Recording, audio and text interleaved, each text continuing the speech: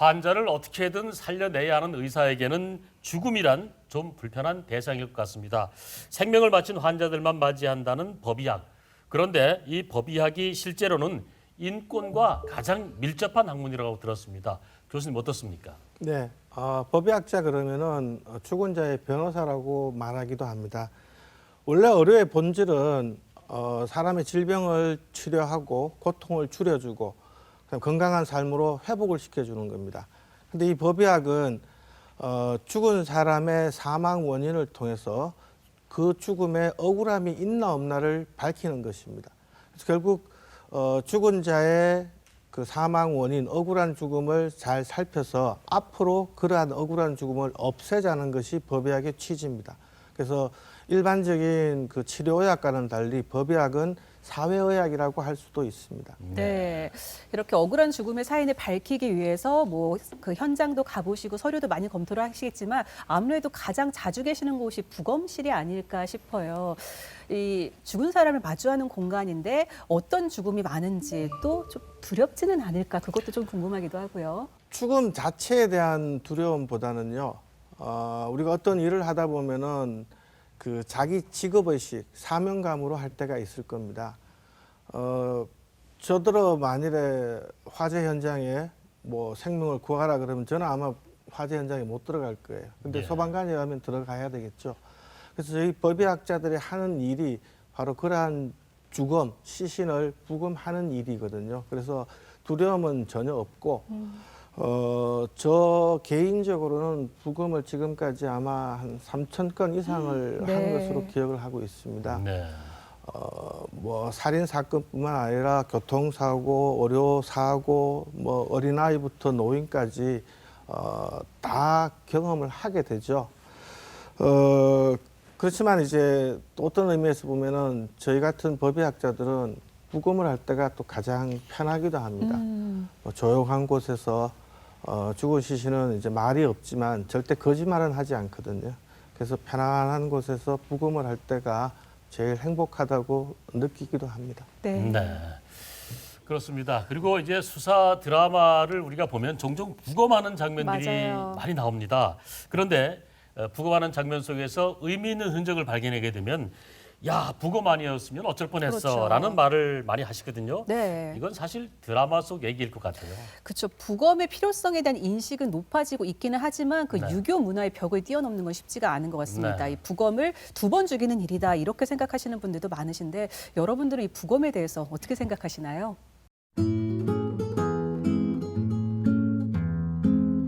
부검은 살인 사건 났을 때 하는 거 아니에요? 우리 가족 몸에 칼을 대고 부검을 한다는 거는 굉장히 큰 일이고 하기 싫은 일인데 근데 그런데도 그 큰 사건이 일어나고 꼭 밝혀야 될 이유가 있다면은 해야 되는 거 아닌가. 보험이나 의료 분쟁에서도 부검을 할 수 있는 걸로 알고 있습니다. 부검은 가족이 아니라 경찰의 요청이 있어야 하는 거 아닌가요?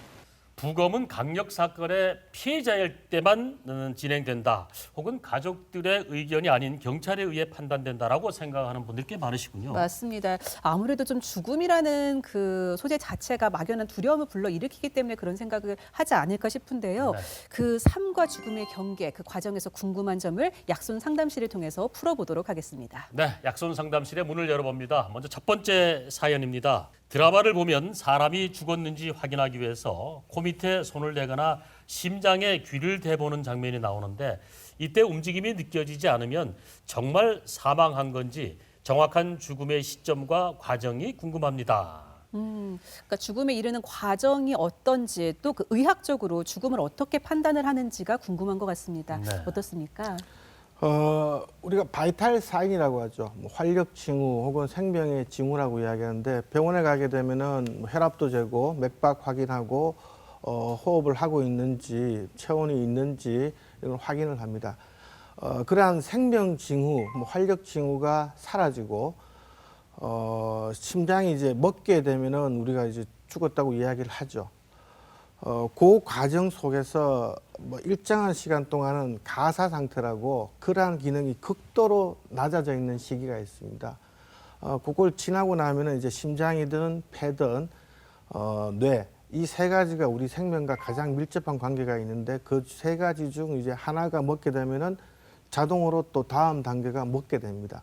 그래서 이제 그 사람이 죽었다라고 이제 선언을 하게 되고, 사람이 개체가 죽었더라도 우리 몸속을 이루고 있는 세포 하나하나가 다 동시에 다 죽지는 않거든요. 그러한 과정을 거치고 지금은 이제 아시다시피 뭐 심폐소생술, 그다음에 의학의 여러 가지 발달로 인해서 인공호흡기를 착용하지 않습니까? 그렇게 되면 이제 대뇌뿐만 아니라 뇌관까지 이제 기능을 못할 때를 우리가 뇌사라고 해서 일반적으로는 앞서 말씀드린 그런 심장이 먹고 호흡을 하지 않고 의식도 없는 그 심전도에서 이제 심장파가 평탄하게 되는 그 시점을 이제 보통 사망 시점이라고 이야기하고, 네. 뇌사인 경우에는 이제 뇌사 판정위원회에서 그 위원들이 이제 다시 여러 가지 검사들을 해서 결정을 하게 됩니다. 네.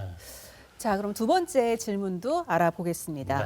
자, 오랫동안 사망자가 방치되었다가 발견되는 사건들이 종종 있는데요. 지문도 사라지고 부패도 심각하게 진행됐다고 하던데, 그런 시신들을 통해서는 어떻게 사망 시간을 추정하나요? 보통 법의학자가 사망 시간을 추론하면 경찰관들이 그 시기에 맞게 그렇죠. 네. 범인을 추정해서 추적을 하고 하는데 굉장히 중요한 것 같은데, 오래된 시신의 사망 시기를 추정할 수 있는 방법 따로 있습니까? 이제 시신이 부패가 되면은 사실 알기는 어렵습니다. 우리 보통 이제 사람이 사망을 하게 되면은 가장 먼저 날아오는 곤충이 파리입니다. 파리가 이제 코나 입이나 이렇게 구멍에다가 알을 놓게 되고, 그러면 그게 이제 애벌레가 되고 번데기가 되고 성충이 될 때까지 파리의 종마다 일정한 그 생활사, 라이프 사이클이 있습니다. 그래서 어떤 파리가 이 시신에 와서 몇 번 그러한 변태 과정을 겪었는지를 계산을 하면은 이제 사망 시간을 추정할 수가 있습니다. 하지만 이런 파리라든지 뭐 다른 것도 마찬가지지만 부패되는 것도 환경의 영향을 굉장히 많이 받습니다. 예. 그래서 만일에 제가 어떤 뭐 사람이 죽었는데 냉동을 시켜놨다가 한여름에 이렇게 지금 내놨다라고 한다라면은 하루 이틀밖에 지나지 않아서 발견이 되겠죠. 예. 그래도 실제 그 사람의 사망 시점은 언제입니까? 훨씬 이전일 수 네. 있죠, 그죠? 그래서 결국은 그러한 그 법의 곤충학이라든지 다른 어떤 학문들의 도움도 받긴 하지만 가장 중요한 거는 그 사람이 살아서 생존했던 게 확인된 시점부터 죽어서 발견된 시점이 모두 사망 시간대로 추정이 되고요. 이제 시체에서 보여주는 모습이라든지 어떤 하나하나의 어떤 수사 단계에서 조금씩 좁혀지겠죠. 네. 결국 그게 이제 우리가 이야기하는 사망 시점이 되는 것이죠. 네. 참 사망 시점을 추론하기도 상당히 네. 힘들 것 같습니다. 자, 세 번째 사연 열어봅니다. 살인 사건과 같은 강력 범죄가 아니어도 죽은 가족의 사망 원인이 궁금하다면 부검을 할 수 있는 건지요? 네, 앞서 시민 인터뷰에서도 나왔는데 실제로 네. 강력 사건이어야지만 부검할 수 있는 게 아니냐 물었거든요. 어떻습니까? 살인 사건은 아니더라도 어려 사고가 의심된다든지 아니면 도저히 우리는 자살을 인정할 수 없다 그러면은 유가족의 뜻에 따라서 부검을 할 수 있습니다. 부검과 관련된 거는 조금 이따가 좀 더 자세히 말씀드리도록 하겠습니다. 네. 자, 약속 산소님 통해서 법의학에 관련된 사항을 몇 가지 알아봤습니다. 자, 최근 TV 시사 프로그램을 보면은 법의학자에게 조언을 얻는 부분이 많이 나옵니다. TV나 드라마에서 등장하는 법의학자의 모습, 이런 부분들이 실제 어떻게 비춰지고 있는지 궁금하거든요. 네. 법의학은 법률상 문제되는 의학적, 과학적 사항을 연구해서 이를 해결함으로써 법 운영에 도움을 주고 인권 옹호에 이바지하는 학문이라고 할 수 있습니다. 우리나라에도 부급은 하지는 않았지만 고골 사또가 그 지역에 있는 사람의 죽음이 있으면은 조사를 했더랬어요. 혹시나 억울한 죽음이 없을까 싶어서. 예. 그래서 그거를 이제 한 고골에서 하게 되고 그 이웃 고골에서 또 조사를 시켜서 일치를 하면은 해결을 하는 거고요. 만일 의견이 다르면은 이제 왕이 다시 또 파견을 보냅니다. 그래서 한 번 검사하고 두 번 검사하고 세 번 검사한다고 해서 조선 시대에는 삼검 제도가 있었습니다. 그리고 이제 원나라의 무원록이라는 책이 있었는데 저게 일종의 이제 법의학 교과서라고 할 수 있습니다. 저거를 이제 우리나라에서 영조 시대에 정수무원록이라고 우리나라 실정에 맞게끔 훨씬 더 이제 확대해서 우리의 지식과 경험도 합쳐서 책을 발간을 합니다. 그래서 이제 장원급제한 그 관리가 지방에 파견 갈 때는 저 책을 하나씩 줍니다. 가서 공부해서 그 지역에 있는 그 백성들의 죽음을 조사를 하라고 했던 거예요. 국내에는 그 제중원이라는 책에 보면은 언더우드 박사가 최초로 우리나라에서 부검을 했다고 되어 있는데 사실은 자세히 보면은 그냥 외표만 검사한 거예요. 예. 실제 해부를 해서 안쪽에 어떤 상황인지를 보지는 않았습니다. 일제강점기에는 이제 공이라고 해서 저 사람들이 이제 시체 검안도 하고 부검도 하게 되는데 공식적으로 우리나라 최초의 부검은 기록이 없습니다. 아마 일제강점기 때 부검을 했던 걸로 기억을 하고 있습니다. 네. 결국 이제 이 법의학자는 우리가 부검을 하고 싶다고 하는 것이 아니에요. 검사의 요청에 의해서 또 우리나라 같으면 판사의 영장이 있어야 됩니다. 그걸 바탕으로 해서 부검을 하게 되고 사망자의 주변 상황, 그다음에 환경을 바탕으로 해서 사망 원인과 사망의 종류를 판단하는 일을 하는 게 법의학자라고 할 수 있습니다. 근데 이제 사인뿐만 아니라 사망 시간 추정도 때에 따라서는 가능하고요. 또 어떤 상처가 생겼을 때 그 상처가 왜 생겼는지, 어떤 물체 때문에 생겼는지를 추정해 줄 수도 있습니다. 그리고 이제 자살인지 타살인지도 감별해 줄 수가 있고, 만일에 신원을 모르는 어떤 시신이 있다라면은 신원 확인을 하기 위해서 어떠한 노력이든 강구를 다 해줘야 됩니다. 그리고 이제 부검을 통해서 결국 확인하는 것은 우리 몸에 어떤 상처가 있고 또 어떤 병이 있는지를 찾아내겠죠. 결국 그 손상과 병이 이 사람의 사망에 어떤 역할을 했을까를 판단을 하는 겁니다. 이게 이제 법의학자의 역할이고 과거 역사에서부터 이렇게 왔는 그 흐름이라고 할 수 있습니다. 네. 네. 어릴 때 회초리 맞아 보신 분 계십니까? 네. 줄 선다 그러죠. 몽둥이 같은 걸로 맞게 되면은 네. 저렇게 때리면은 창백하고 피가 옆으로 몰리면서 기찻길처럼 두 줄이 생겨요. 예. 그래서 이제 밑에 보면은 이렇게 상처가 하나 있죠. 저게 야구방망이로 맞은 거예요. 오. 그래서 이제 실제로 국도에서 자동차가 저렇게 굽어 있는 국도에서 또로록 굴러 내려와서 운전자가 사망을 했어요. 근데 이제 이 사람의 몸에 뭐가 나타나냐면은 대퇴부 있는 쪽에 이렇게 두 줄의 출혈이 보이죠. 예. 저걸 이제 가지고서 저거는 교통사고가 아니라 누군가가 분명히 먼저 때렸다. 그래서 이제 수사를 하고 보니까 결국 부인이 보험금을 노리고 먼저 남편을 죽이고 교통사고로 위장했던 사건이에요. 네. 그래서 저렇게 이제 특정한 모양을 떼게 되면 저희들이 알 수가 있습니다.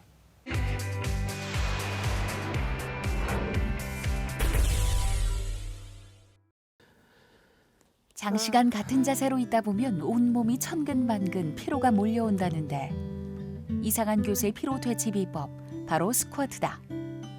시간과 장소에 구애받지 않는 운동이라 몇 년 동안 실천해오고 있다고.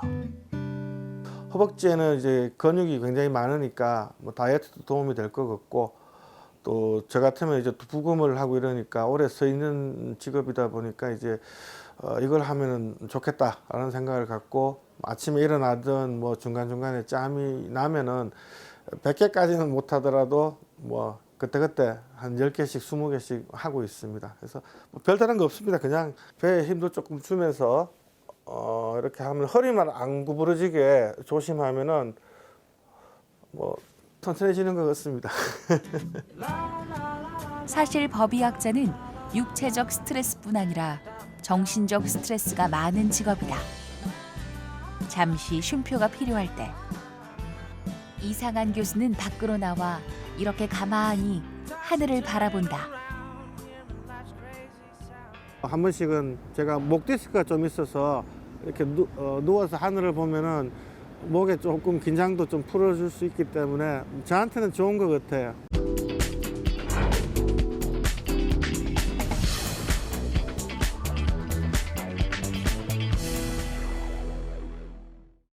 앞서 얘기한 개구리 소년 사건 같은 이런 그 많은 노력을 기울였음에도 불구하고 밝혀지지 않은 네. 미제 사건들이 참 많은 편인데 교수님 부검 사례 중에 가슴이 아팠거나 기억에 남았던 일들이 있으신지 소개 좀 해주시죠. 네, 매 사건마다 다 사연이 있고 어떤 죽음도 안타깝지 않은 죽음은 사실 없습니다.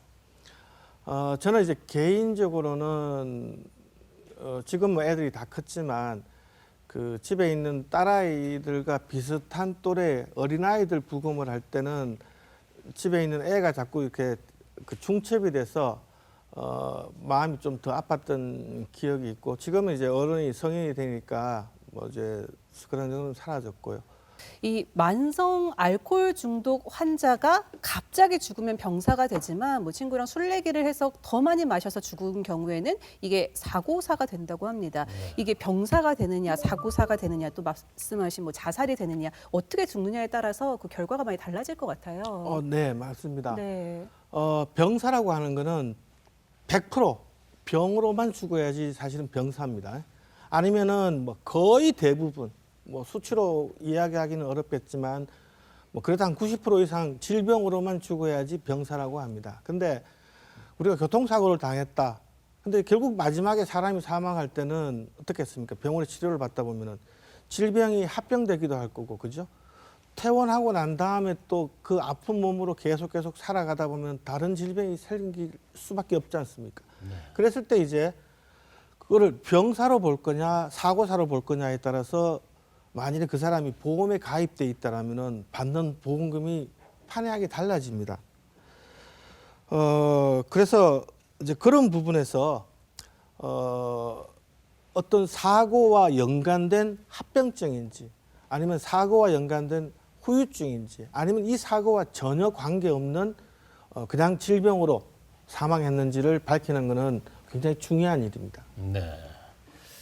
법의학을 통해서 죽음의 진실을 밝히는 것이 죽은 자의 인권을 보호하는 일이기도 하지만은 이게 살아있는 가족들을 위해서라도 반드시 필요한 일일 것 같습니다. 네. 우리가 병원에서 이렇게 중환자실이나 응급실 같은 데 있다 보면은 막 응급 상황이 생기고 갑자기 이제 상태가 나빠져서 사망을 하게 될 무렵에는 의료진들이 막 여기저기 뛰어다닙니다. 그때 이제 가족들은 들어가 보지도 못하죠. 바깥에 한두 사람만 있죠. 그러다 어느 순간에 돌아가셨습니다라고 하면은 털썩 주저앉죠. 네.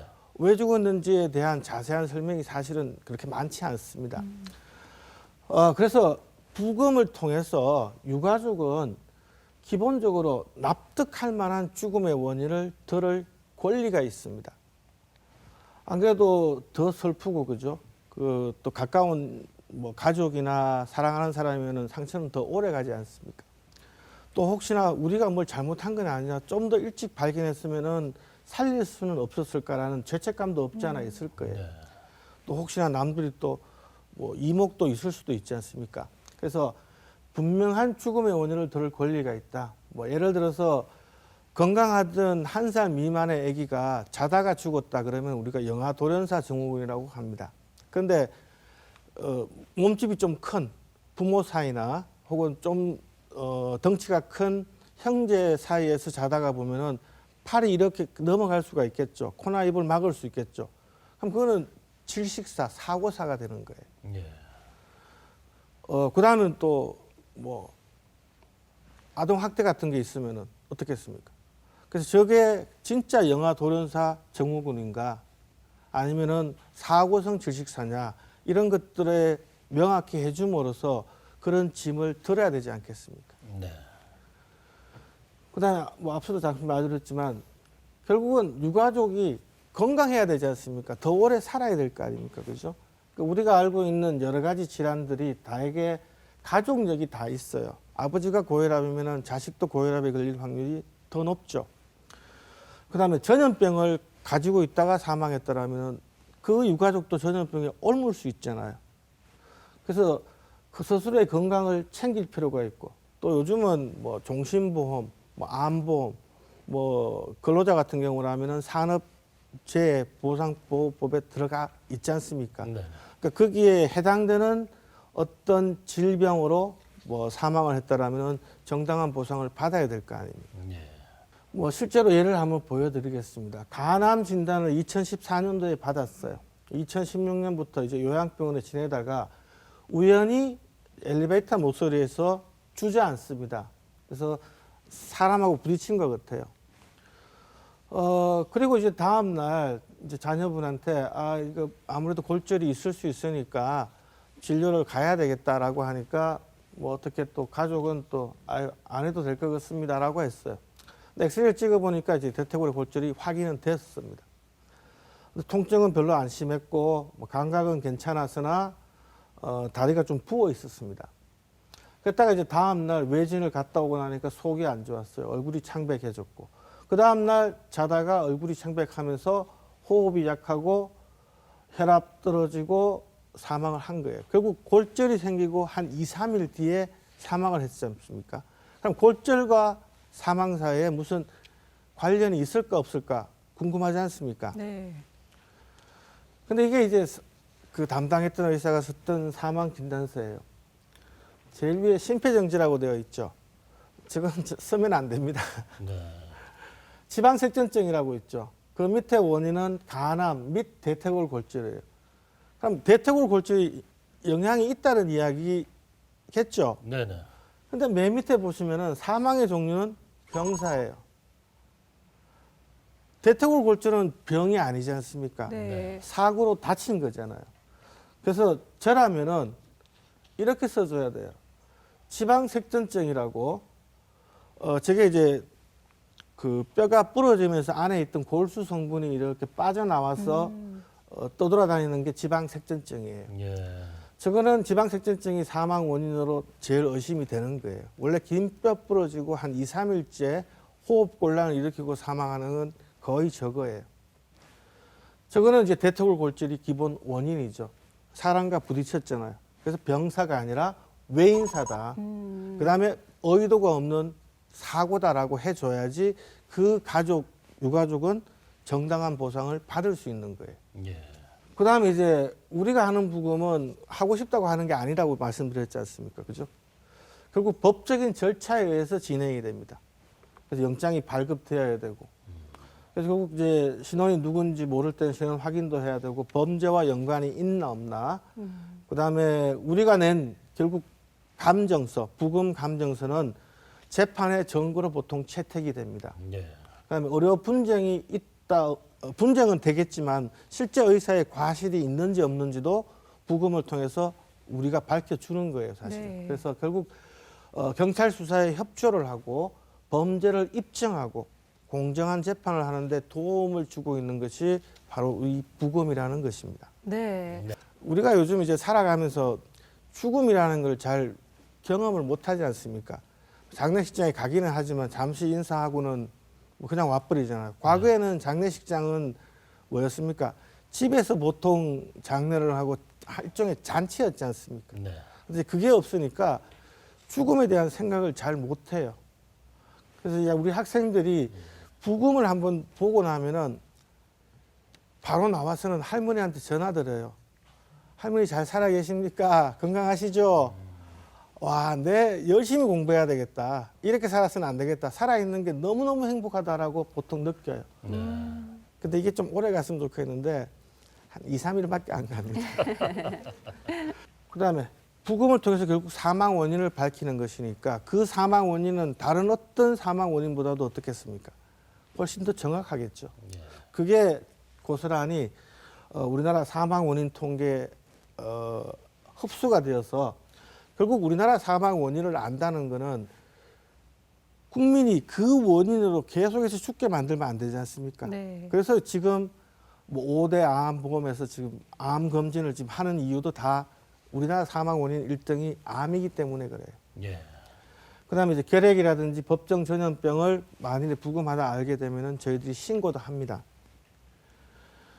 그다음에 이제 미국 같으면은 모르그라고 모든 시체들이 이렇게 한 군데로 모입니다. 그러다 보니까 교통사고가 난 시체도 바로 와 있고 살인 사건의 피해자, 뭐 자살했는 피해자, 갑자기 사망한 사람, 돌연사인 사람 다 옵니다. 이 사망까지의 시간이 얼마 되지 않았으면은 각막을 봐서 깨끗하다 그러면은 우리 장기 기증 이야기 듣지 않습니까? 미처 다 장기 기증을 하는 사람들은 없지 않습니까? 근데 그거를 이제 알려줘요. 아, 이분은 돌아가신 지 얼마 안 돼서 혹시라도 지금이라도 각막을 기증하시겠다 그러면은 잘 떼서 새로운 생명한테 눈을 틔울 수 있도록 좀 도와주겠습니다. 허락하시겠습니까? 라고 묻습니다. 그래서 오케이라고 하면은 이제 각막을 떼서 줄 수 있습니다. 그 다음에 또 이제 우리가 할 수 있는 게 뭐냐면은 사후에요. 뼈나 연골, 뭐, 그 다음에 근막, 그 다음에 힘줄, 피부, 양막, 심장 판막, 혈관 등을 기증을 받았어요. 필요한 사람한테 넘겨줄 수가 있습니다. 근데 이제 우리나라 같으면은 어떻습니까? 죽고 나면 전부 다 이 병원 장례식장으로 다 가버리죠. 예. 아무도 관여하는 사람이 없잖아요.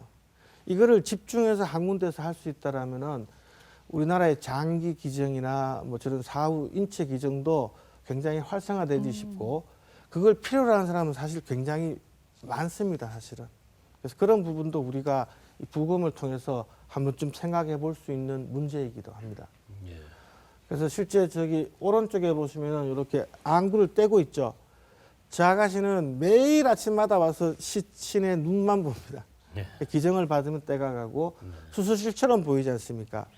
저게 이제 관절을 떼내가는, 저거는 물론 저희들이 하는 게 아니에요. 굉장히 엄격한 멸균 처리가 된 수술실에서 떼가 가는 거예요. 근데 저렇게 떼가 가고 나면은 그 시신 처리를 어떻게 하느냐, 그걸 이제 법의관들이 하게 돼 있습니다. 예. 워낙에 죽음에 대한 준비가 우리가 없지 않습니까? 네. 그리고 갑자기 사랑하는 사람을 잃게 되면 슬픈 와중에 경황 없이 다양한 행정적 절차와 마주하게 되는 것 맞아요. 같은데 네. 사망 진단에 이르기까지 어떤 절차를 거치고 이러한 행정적 절차의 필요성은 어떤 건지 말씀해 주시죠. 네, 그걸 이제 간단하게 이야기하면은 검시제도라고 할 수 있습니다. 네. 우리나라에는 아직 특별한 검시법이 없습니다. 그냥 형사소송법에 변사라고 되어 있습니다. 변사의 개념은 이렇습니다. 범죄와 연관되었거나 의심스러운 죽음, 그 다음에 사망 원인을 잘 모르는 죽음을 변사라고 해요. 그래서 119에 신고를 할 수도 있겠지만 경찰에 또 연락이 가겠죠. 그 다음에 의사는 또 의료법에서 변사체를 자기가 검사를 했으면은 경찰에 신고할 의무가 있습니다. 또 유가족이 바로 경찰에 신고할 수도 있겠죠. 신고가 되면은 아직은 검사의 지휘를 받아서 이제 수사를 하고 있습니다. 그래서 검사가 봐서 부검이 필요할 것 같다. 물론 경찰이 이제 거의 수사의 대부분을 하겠죠. 그래서 부검이 필요합니다. 부검합시다. 네, 좋습니다.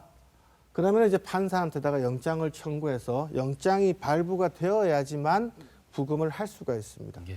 부검은 이제 국립과학연구원이나 이제 의과대학에 있는 법의학 교실에서 부검을 할 수가 있습니다. 요즘 아마 많이 볼 수 있는 게 뭐냐면 검시조사관이라는 직함을 가지고 있는 경찰관들이 있습니다. 이 사람들은 간호사나 병리사 출신의 의료 기사라고 할 수 있겠죠. 이분들이 이제 일정한 교육을 통해서 워낙 법의학자가 숫자가 적으니까 경찰에서 이제 많은 수를 이제 고용을 해서 일반 그 죽음의 현장에 가서 범죄와 의심이 되니 안 되니 이걸 부검하는 게 좋겠어 안 하는 게 좋겠어라는 판단을 조금 해주고 있습니다. 그래서 저분들이 비록 의사는 아니지만 그래도 우리나라 이 시스템 속에서는 굉장히 큰 중요한 역할을 하고 있는 직군입니다. 우리나라에서는 매년요 거의 변동이 없습니다. 1년에 27만 명, 8만 명이 사망합니다. 항상 똑같아요. 거의. 그중에 이제 경찰에서 추산하고 있는 변사자 숫자가 한 4만 명 정도 됩니다. 물론 뭐 약간의 변화가 있겠죠. 5만 명까지도 봅니다. 그렇다면 전체 사망자 중에 변사라고 하는 숫자는 한 15% 정도 됩니다. 사망 원인을 모른다는 말이죠. 저 중에 부검이 실제 이루어지고 있는 죽음은 얼마냐? 7,000명 돼 있죠. 18,000명. 그래밖에 되지 않습니다. 그럼 나머지 안 하는 한 32,000명 정도의 죽음은 어떻게 되느냐?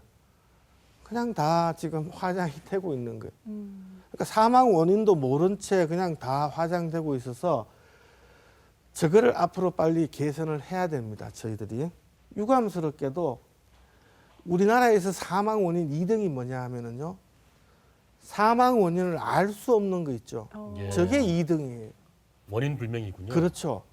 저거를 이야기를 하지 않고 그냥 병만 자꾸 이야기를 하고 있으니까 굉장히 중요한 저 많은 숫자를 모르고도 우리가 지금 이렇게 하고 있는 거예요. 그래서 저게 훨씬 더 적어져야지 다른 그 질병이나 뭐 이런 곳에 이제 가겠죠. 그게 제대로 된 정확한 우리나라 사망 원인 통계가 되는데 아직 저 부분이 전혀 해결이 되지 않고 있습니다. 그래서 법의학자도 마찬가지고 훨씬 더 많은 숫자가 필요합니다. 네, 그렇겠습니다. 그 앞서도 말씀을 하셨지만 그 억울한 죽음을 좀 밝혀내고 살아있는 가족들에게 도움이 되기 위해서는 사망 진단서부터 제대로 쓰는 게 필요할 것 같습니다. 어떻게 작성을 해야 될까요? 네, 사망 진단서 작성과 관련해 가지고는 사실 의사들이 반성도 많이 해야 되고 또 굉장히 교육이 잘 이루어져야 됩니다. 대한의사협회와 그 통계청에서 만든 사망진단서 이렇게 달라졌습니다. 이렇게 쓰십시오라고 조그마한 그 리플렛이 남아 있습니다. 여기에 보면은 몇 가지 기본칙이 있습니다. 사망 원인을 인과관계에 따라서 차곡차곡 쓰라, 한 칸씩 쓰라. 근데 여기 보면 3번에 보시면은 호흡정지, 심폐정지, 심장마비와 같은 사망에 수반되는 현상, 그리고 노환이나 고령은 쓰면 안 된다고 되어 있습니다. 근데 이제 오른쪽은 실제로 지금 발급되고 있는 사망 진단서예요. 직접 사에 뭐라고 되어 있습니까? 급성 심장마비라고 되어 있죠. 쓰지 마라라고 하는데도 불구하고 저렇게 사망 진단서를 아직 쓰고 있는 의사들이 있습니다. 그래서 여러분들이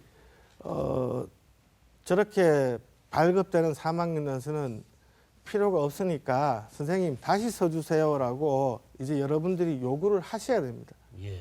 이게 2016년도에 발생했던 사건인데 혼자 사는 노인이 살해를 당합니다.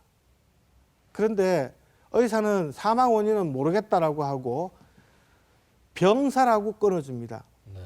그래서 이제 가족들은 그냥 장례를 했죠. 화장을 했습니다. 그리고 이제 돌아가신 지 얼마나 됐을까 궁금해서 시시 카메라를 보니까 살해하는 장면이 찍혀 있었던 거예요. 그래서 이거 이후로 이제 경찰청에서 죽음을 저렇게 내버려둬서는 안 되겠다. 좀 더 관리를 해야 되겠다라고 해서 여러 가지 처리 지침을 만듭니다. 그래서 2018년도에는 중증관리 변사 사건이라고 해서 가급적이면 꼭 부검을 해라라고 되어 있습니다. 예. 그래서 타살이 의심된다, 신원이 확인되지 않았다, 아니면 집단 사망, 사회적 이슈가 있는 사건은 꼭 해라.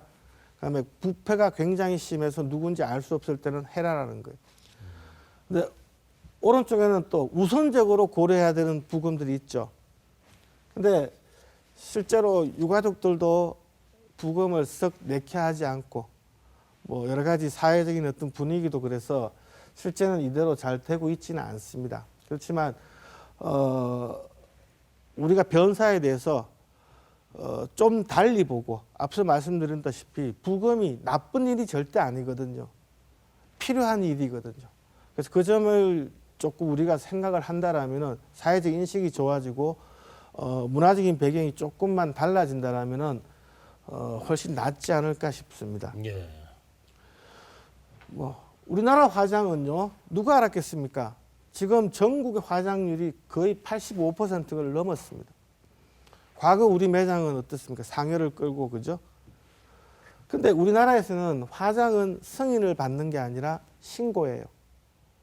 화장하겠습니다 그러면 신고하고 끝이에요. 그런데 여기에는 이제 두 가지가 있습니다. 병사면은 마음대로 해도 되고요. 외인사인 경우에 자살, 타살, 사고사인 경우 아니면은 사인을 모를 때는 검사의 지휘를 받아야 됩니다. 예. 그러니까 검사한테까지 가지 않고 어떻든 병사라는 진단서를 받아서 화장하겠다는 게 이제 일반 사람들의 생각이고 네. 앞서 말씀드린 바와 같이 사망 진단서를 쓰는 의사들이 두렵기도 하고 뭐든 뭐 그냥 좋은 게 아닌가 이런 안일한 생각 때문에 병사를 자꾸 남발하기 때문에 이게 부검까지 이루어지는 경우가 많이 적은 거죠. 굉장히 안타깝습니다, 사실은. 네, 앞으로 법의학의 노력이 더 뒤따라야 될 것 같은데요. 자, 경찰에서 유족에게 사건 처리 과정과 필요성을 설명할 수 있도록 하라 하고 강조를 하고 있다고 하는데 국가와 사회가 어떤 유형의 죽음에 관심을 가지고 책임감 있게 그 문제를 처리해 나가야 될까요? 근데 아까 앞서 보셨던 바와 같이 경찰청 변사사건 치료 지침이 있었죠. 결국 국가라는 것이 경찰청을 중심으로 해서 이제 관리를 해야 되는 거 아닙니까? 근데 이제 일반 국민들의 생각도 또 따라가야 되죠. 국가가 다 강제로 시킬 수는 없지 않겠습니까? 결국 우리나라에서 어떤 죽음에 그럼 과연 국가가 관심을 가져야 될 것인가 한번 생각을 해보십시다. 살인사건은 거의 지금 부검 거의 100%거든요. 자살은 할 때도 있고 안 할 때도 있죠. 누구는 할 때도 있고 안 할 때도 있죠. 그래서 우리가 이거를 좀 유형화를 하는 게 어떨까. 그래서 대한법의학회에서 그 몇십 명 되지 않는 그 법의학회에서 이제는 달라져야 된다. 변사가 뭐냐? 정의부터 내리자. 그래서 변사는 국민의 건강과 안전, 범죄와 관련해서 사망 원인을 밝히고 국가가 책임지고 처리해야 되는 죽음이다. 그래서 이걸 하기 위해서는 부검도 감수를 해야 된다는 겁니다. 그래서 저거를 이제 구체적으로 나열을 했습니다. 저 11가지에 해당이 되면은 법의학자, 전문가의 손을 거쳐서 사망 원인을 밝히고 그 다음에 처리가 됐으면 좋겠다는 거예요. 결국 이 가이드라인은 우리나라에 없는 검시법을 만들기 위한 기초 단계라고 할 수도 있습니다. 그래서 여러 가지 유형이 있겠지만 저희들은 11가지로 나누었습니다. 그래서 우선 제일 중요한 범죄, 의심되거나 관련됐거나 모든 사고, 그다음에 자살 의심, 그다음에 신원불상의 시체, 수중시체, 화재. 물에서 발견했다고 다 익사는 아니거든요. 네. 죽여놓고 물에 빠뜨릴 수도 있으니까요. 네. 그래서 조금 네. 다르게 봐야 되고 또 사법집행 과정에서의 사망이라는 것은 혹시나 공권력이 남용되지는 않았을까. 그다음에 집단 수용시설, 그다음에 건강해 보였는데 갑자기 죽었을 때, 그다음에 영유아 사망, 의료기관이 아닌, 그다음에 여러 가지 중독 사고, 그다음에 병원에 가긴 했지만 미처 진단을 받지 못하고 죽는 경우도 있지 않습니까? 그다음에 또 의사들이 그런 일이 없어야 되겠지만 과실도 인간이다 보니까 있을 수도 있지 않습니까? 그런 분쟁을 해결하기 위해서는 저런 죽음은 포함이 돼야 된다는 겁니다. 그래서 이 11가지의 죽음의 유형이라면은 우리나라에서는 자동으로 그냥 전문가의 손에 시신이 가서 제대로 된 죽음의 원인을 밝히고 그 다음 처리가 돼도 좋지 않겠느냐라는 생각입니다. 네. 오늘 이 시간을 통해서 정말 막연하게 알고 있었던 아니면 몰랐던 법의학의 세계를 많이 알게 된 것 같습니다. 네. 오늘 죽음이라는 소재를 통해서 그 이야기를 해봤는데 결국 그 사인을 밝혀내고 억울함을 푸는 것은 그 남아있는 사람들을 위한 일이 아닌가라는 생각이 들었습니다. 끝으로 더 나은 삶을 위해서 우리가 가져야 할 자세, 또 어떠한 연고로 죽음을 대하면 좋을지 한 말씀 해주시죠. 예, 뭐 우리가 사람이 태어나면 언제 어느 때든 그죠? 모두 죽게 되어 있지 않습니까? 뭐 성인군자는 아니지만 그렇게 아웅다웅하게 살 필요는 없지 않나 싶고요. 저는 이렇게 생각합니다. 우리가 살아가는 뭐 제일 큰 뭐라고 할까요? 뭐 삶의 의미라고 할까요? 내 두 발로 뭐 움직일 수 있어야 될 거 아니냐. 그다음에 자유로운 생각을 할 수 있어야 되지 않느냐. 그다음에 행복해야 되지 않겠느냐. 그래서 그게 삶의 의미라면은 우리가 쭉 살아가지만 결국 따져보면은 죽음을 향해서 달려가고 있습니다. 그죠? 역설적으로. 그래서 살아가는 과정은 죽어가는 과정이다. 마지막 삶의 모습이 결국 우리의 마지막 모습이 아닐까. 그래서 행복하게 아웅다웅하지 말고 잘 살았으면 좋겠다 하는 게 뭐 여러분들과 같이 공유하고 싶은 생각입니다. 네, 최근에 우리가 좀 더 관심을 가져야 될 사건들이 많습니다. 사회적 타살이라고도 불리고 있는데요. 네. 무분별하고 악의적인 인터넷 댓글로 인한 자살 사건, 이게 참 걱정스러운 부분이 참 많습니다. 맞습니다. 이게 특별히 뭐 성격이 유약해서 연약해서 그런 게 아니라 몰리다 막다른 이제 궁지까지 몰려서 결국에는 목숨을 끊게 되는 것은 말 그대로 사회적 타살입니다. 가해자가 되지 않도록 조심하셔야겠습니다. 우리의 삶과 맞닿아 있는 죽음의 진실과 부검에 대한 새로운 인식 변화에 대해서 알려주셨습니다. 법의학과 이상한 교수님과 함께했습니다. 고맙습니다. 고맙습니다. 감사합니다.